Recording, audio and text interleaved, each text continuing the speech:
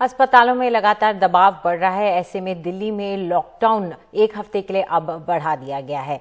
मुख्यमंत्री ने ट्वीट करके इसकी जानकारी दी। कोरोना से लगातार बिगड़ते हुए हालात को देखते हुए इस लॉकडाउन को अब बढ़ाया गया है। दिल्ली में लॉकडाउन के दौरान भी जो पिछला लॉकडाउन रहा, पिछला 1 हफ्ता, उस दौरान भी औसत संक्रमण दर 33% रही है, जिससे इस बात का अंदाजा लगाया जा सकता है कि हालात कितने खराब हैं।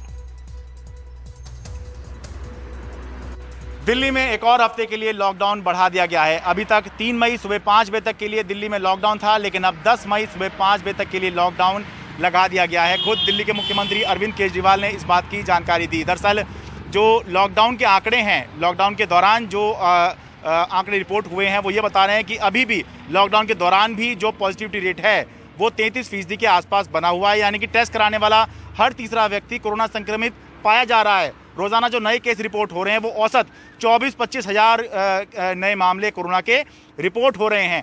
1 लाख के करीब एक्टिव केस इस समय दिल्ली के अंदर हो गए हैं। यानी कि इतने लोग अभी भी इस समय पर बीमार हैं, उपचाराधीन है, चाहे वो अस्पताल में हो या ज़्यादातर लोग जो हैं वो होम आइसोलेशन में हो।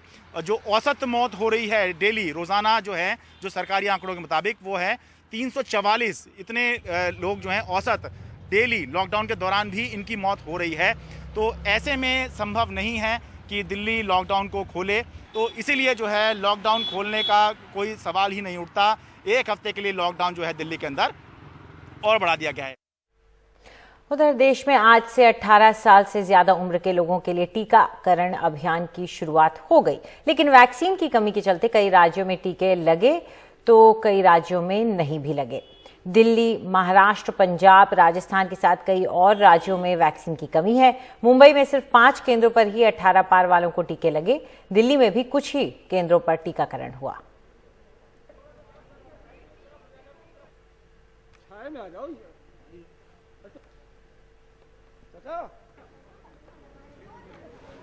मैं रात 12 बजे से बुकिंग के लिए लगा हुआ था, बार बार रेस्ट कर रहा था। सुबह 8 बजे से 9 बजे से एक रिलीफ, आई गेट रिलीफ कि मेरे को मिल गया, कि बिकॉज मैंने सुना है कि जो लोग वैक्सीन ले चुके हैं उनको कम इफेक्ट कर रहा है, हो रहा है लेकिन कम इफेक्ट कर रहा है। उनको हॉस्पिटल जाने की जरूरत नहीं है, फीवर आ जाता है, ठीक हो जाता है, तो ये सबको लेना चाहिए।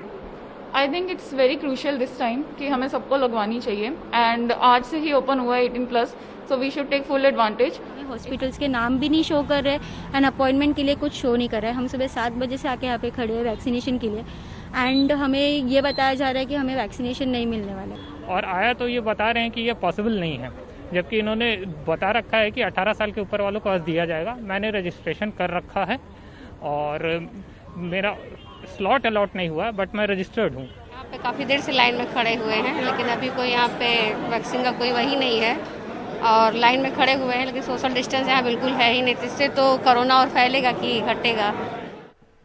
तो दिल्ली में 18 साल से ज्यादा उम्र के लोगों को सोमवार से टीका लग पाएगा। दिल्ली के मुख्यमंत्री अरविंद केजरीवाल के मुताबिक 4.5 लाख वैक्सीन की डोज आ चुकी हैं। दिल्ली में अभी वॉक इन टीकाकरण नहीं होगा, अपॉइंटमेंट लेकर ही टीका लगवाया जा सकेगा, जिसके लिए कोविन ऐप पर रजिस्ट्रेशन करने के बाद स्लॉट चूज करना होगा और अगर स्लॉट होगा तो आपको अपॉइंटमेंट मिलेगा। हमारे पास ऑलरेडी 4.5 लाख वैक्सीन्स आ गई हैं और उनको अब सारे डिस्ट्रिक्ट्स में डिस्ट्रीब्यूट कर रहे हैं। परसों सुबह से अब बड़े स्केल के ऊपर वैक्सीनेशन दिल्ली में शुरू हो जाएगा। और मेरी सब लोगों से रिक्वेस्ट है, अभी वॉक इन नहीं है तो सेंटर्स के ऊपर लोग लाइनें ना लगाएं कि भाई मेरी पहले लाइन, सबको अपॉइंटमेंट मिलेंगे। आप अपॉइंटमेंट ले लें, अपना ऑनलाइन अपॉइंटमेंट लें और जो अपॉइंटमेंट आपको मिले उसी के हिसाब से सब लोग आएँ, बिना रजिस्ट्रेशन के और बिना अपॉइंटमेंट के ना आएँ। तो परसों से पूरे दिल्ली में शुरू हो जाएगा। दिल्ली में कोरोना के बढ़ते कहर के साथ ऑक्सीजन को लेकर भी हाहाकार मचा हुआ है। इस बीच दिल्ली से सटे गुरुग्राम में जारी नए फरमान से दिल्ली वालों की मुश्किलें बढ़ गई हैं। गुरुग्राम के सभी ऑक्सीजन प्लांट से अब गुरुग्राम के ही अस्पतालों में ऑक्सीजन दी जाएगी, यानी दिल्ली वालों को ऑक्सीजन नहीं दी जाएगी। महेश शनिवार सुबह से ही गुरुग्राम मानेसर के स्टार गैस प्लांट के बाहर लाचार खड़े हैं। उनके पिता गुरुग्राम के अस्पताल में भर्ती हैं। अस्पताल ने कह दिया है कि ऑक्सीजन खत्म है, अपने मरीज के लिए खुद इंतजाम करें। महेश को अस्पताल ने लेटर हेड पर लिखकर भी दिया है, लेकिन यहाँ इन्हें ऑक्सीजन देने से ये कहकर मना कर दिया गया कि ऑक्सीजन सिर्फ अस्पताल की एम्बुलेंस को ही दी जाएगी। नहीं, दिल्ली वालों को नहीं दे जा रही। जो गुड़गांव के वासी हैं उनका आधार कार्ड प्लस डॉक्टर की रिपोर्ट में होना चाहिए। डॉक्टर लिखेगा कि इसको ऑक्सीजन की जरूरत है, नहीं है। यहाँ पर खाली ऑक्सीजन सिलेंडरों की अंतहीन कतार लगी है। लोग कल रात से यहाँ कतार में लगे हैं। अब सुबह लगाया था सिलेंडर, अब खत्म होने को जा रहा है और उसकी जो ऑक्सीजन की वो है 60 और 70 रहती है, कभी 40 हो जाती है, मरने का कगार पर है। और हम कल से खड़े हुए हैं और हमें गैस नहीं मिल रही। कल से खड़े हुए हैं। हाँ। क्या कह रहे हैं ये लोग? कोई सुनने वाला ही नहीं है, बाहर खड़े हैं, कोई पूछने वाला ही नहीं है क्या हो रहा है, कैसे खड़े हो, कैसे नहीं। यहाँ पर कुछ नहीं दे रहा, कोई कुछ भी नहीं बात कर रहे हैं। यहाँ पर जहाँ भी जाते हैं कहते गैस नहीं है, गैस नहीं है। गुरुग्राम प्रशासन के इस फरमान के मुताबिक गुरुग्राम में होम आइसोलेशन में रह रहे मरीजों को भी ऑक्सीजन नहीं दी जाएगी। गैस नहीं दे रहे, जानकार वाले तो खूब दे रहे जाइए गैस। क्या कह रहे हैं कि अस्पताल वाली एम्बुलेंस को देंगे? हाँ, बस यही बोल रहे हैं। और घर वाले को बेशक गरीब आदमी मर जाए, इनकी तरह इनका कोई असर नहीं पड़ता। इनको कौन सा असर पड़ेगा? इन पर बीते की ज्यादा असर पड़ेगा इन पर। ऑक्सीजन की कमी के चलते कई नॉन कोविड अस्पतालों को ऑक्सीजन नहीं मिल पा रहा है। गुरुग्राम के न्यू बॉर्न और चाइल्ड केयर नर्सरी के अस्पताल के मुताबिक उनके अस्पताल में कई नवजात बच्चे ऑक्सीजन पर हैं और उनके यहाँ ऑक्सीजन खत्म होने वाली है। अगर जल्द ऑक्सीजन नहीं मिली तो कई नवजात बच्चों की जान खतरे में आ सकती है। अस्पताल की चिट्ठी के बाद प्रशासन ने किसी तरह अस्पताल में ऑक्सीजन पहुंचाई। वेंडर्स के पास खुद नहीं है, वो कैसे दे? The DC of Gurgaon, the drug inspector, they all have spoken to me and they have been very kind.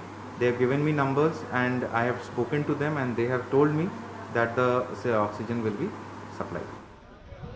Gurugram NCR का हिस्सा है, लेकिन नए हुक्म के मुताबिक अगर आप गुरुग्राम के नागरिक नहीं हैं तो भले ही आपका मरीज ऑक्सीजन के अभाव में मर जाए, लेकिन गुरुग्राम में आपको ऑक्सीजन नहीं दी जाएगी। गुरुग्राम में ऑक्सीजन सिलेंडरों की कतार खत्म ही नहीं होती। अस्पतालों ने भी गुरुग्राम के हाथ खड़े कर दिए कि हमारे पास ऑक्सीजन नहीं है, आप ऑक्सीजन खुद लेकर के आइए। जब लोग सिलेंडर लेके यहाँ पर ऑक्सीजन लेने पहुंच रहे हैं तो कह रहे हैं सिर्फ अस्पतालों को दी जाएगी। दिल्ली वालों को तो छोड़ दीजिए, गुरुग्राम का अगर आपके पास आधार कार्ड भी है, डॉक्टर का प्रिस्क्रिप्शन भी है और सब कुछ है, सारे कागज है, तब भी आपको यहाँ पर गैस नहीं दी जा रही है। तो समझिए कि क्या आम आदमी ऐसे ही सड़क पर मरने के लिए छोड़ दिया गया है। और ये सवाल सिर्फ हरियाणा प्रशासन से नहीं है, ये देश की केंद्र सरकार, दिल्ली की सरकार, उत्तर प्रदेश की सरकार, राजस्थान की सरकार, हर राज्य की सरकार से है, जहां पर सैकड़ों लोग ऑक्सीजन के लिए 3-3 दिन 4-4 दिन से कतार में खड़े हुए हैं। सहयोगी अशोक माले के साथ Saurabh Shukla, NDTV India. Corona संक्रमण के चलते प्रशासनिक महकमों पर जहां काम का दबाव है, वहीं दूसरी तरफ अधिकारियों से लेकर कर्मचारियों तक कोरोना से संक्रमित होकर वो बीमार पड़ रहे हैं। गाजियाबाद की मेयर से लेकर के DM, CMO, SDM सब कोरोना पॉजिटिव हैं। इस वक्त 50% से 50 से ज्यादा अधिकारी खुद कोरोना से संक्रमित हैं। कोरोना संक्रमण ने कैसे प्रशासनिक कामकाज पर असर डाला है, देखिए रविश रंजन शुक्ला की ये ग्राउंड रिपोर्ट। गाजियाबाद के CMO ऑफिस में दर्जनों कर्मचारी कोरोना संक्रमण से बचाव की किट तैयार करने में जुटे हैं। कोरोना पॉजिटिव मरीज और उनके परिजनों के लिए रोजाना 2500 किट बांटने की जिम्मेदारी स्वास्थ्य विभाग की थी, लेकिन तमाम लोगों के संक्रमित होने के चलते अब पशुपालन विभाग के कर्मचारियों को दवाओं की किट तैयार करने की जिम्मेदारी सौंपी है।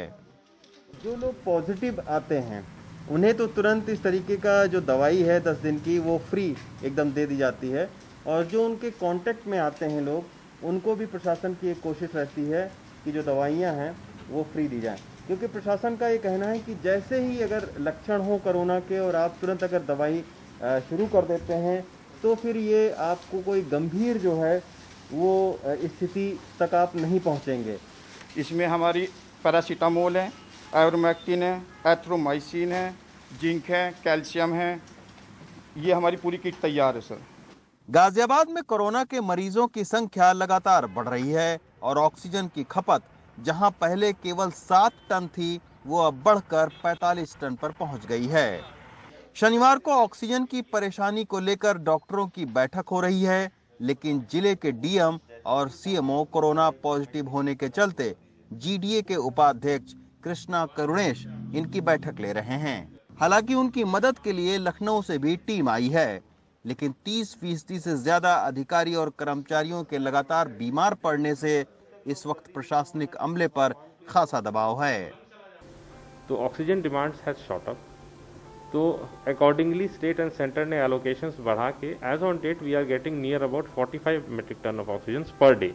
एज फार एज पॉसिबल हम लोग प्रयास कर रहे हैं कि जितना अवेलेबल सिस्टम और रिसोर्स है बेस्ट पॉसिबल सर्विसेज हम लोगों को अवेल करा सकें।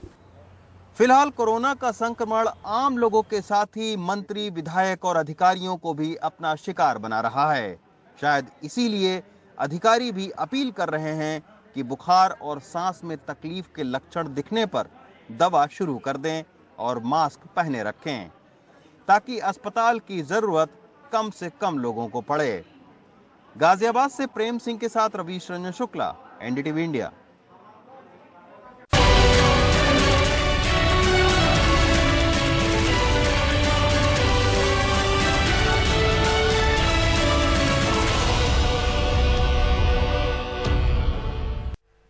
देश भर में कोरोना के मामले बढ़ रहे हैं। ऐसे में शादी समारोह से इसके फैलने का खतरा है। पहले राजस्थान में मेहमानों, गेस्ट की संख्या को कम किया गया था। अब मुख्यमंत्री ने अपील की है कि अगर संभव हो तो शादी समारोह को कुछ समय के लिए टाल दिया जाए। कोरोना की दूसरे लहर के बीच में इन दिनों शादियों का भी सीजन है। नियमों को सख्त करते हुए पहले 50 और अब 30 मेहमान शामिल करने की अनुमति दी है सरकार ने। ये भी कहा है कि शादी समारोह को 3 घंटे में निपटाएं। लेकिन अब बढ़ते केसेस को देखते हुए मुख्यमंत्री ने अपील भी की है कि अगर हो सके तो शादियां टाल दें। उन्होंने ट्वीट करते हुए कहा है, कोरोना की इस भयावह दूसरी वेव के दौरान जिन लोगों की शादियां हैं उनसे अपील है कि फिलहाल अपनी शादी टाल दें। अभी शादी में खुशियों से अधिक कोविड की चिंता लगी रहेगी। इस महामारी पर विजय पाने के लिए कोविड संक्रमण की चेन को तोड़ना जरूरी है, जो शादी में आने वाली भीड़ में संभव नहीं होगा। हाल ही में डूंगरपुर में बीटीपी के विधायक की शादी में भी काफी भीड़ जुटी थी।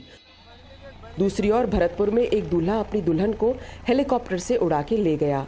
दोनों समारोह में भीड़ जुटने से संक्रमण फैलने का खतरा रहा और अब सरकार को चिंता है कि आने वाले आखा तीज का जो सावा है, जिसमें राजस्थान में सबसे अधिक शादियां होती हैं, वो सुपर स्प्रेडर का काम कहीं ना कर बैठे।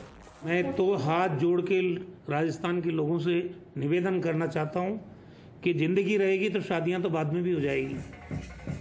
100 से 50 और अब केवल 30। तेजी से फैलते संक्रमण को देखते हुए सरकार ने शादियों में शामिल होने वालों की संख्या तो घटा दी है, लेकिन अब जनता पे है वो कोरोना को लेकर कितनी सतर्क रहती है। जयपुर से हर्षा कुमारी सिंह, एनडीटीवी इंडिया।